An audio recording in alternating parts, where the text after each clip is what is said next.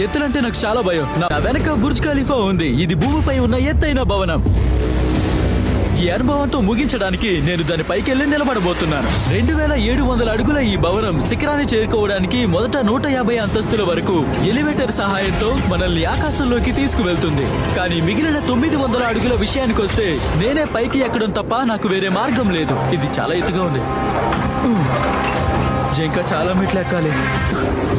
పైకి ఎక్కడం ఇంత కష్టం కాదని నేను చాలా తక్కువ అంచనా వేశాను. ఇప్పటికీ నేను గంట సేపటి నుంచి ఎక్కుతూనే ఉన్నాను, కానీ ఇంకా ఎక్కాల్సింది చాలానే ఉంది. నేను చివరి అంచు వరకు చేరుకున్నాను, కానీ ఎక్కాల్సింది చాలా ఉంది. ఇది అయిపోయేలా లేదు. అంచెలంచెలుగా నన్ను నేను ప్రశ్నించుకుంటూ ఉన్నాను, నిజంగా ఇది చేయాలనుకుంటున్నానా లేదా అని. నేను చేస్తానో లేదో. అయిన భవనంపై నిలబడి అనుభవించిన అతి కొద్ది మంది వ్యక్తుల్లో నేను కూడా ఒకరిగా ఉండడానికి ఇది నా క్షణమని నాకు నేను గుర్తు చేసుకున్నాను. నాకు తెలుసు వెనక్కి తగ్గేదే లేదని. Alright, home stretch. అదిరిపోయింది.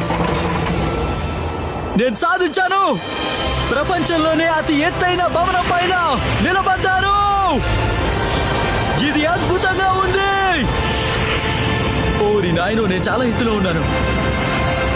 ఇది భయంకరంగా ఉంది.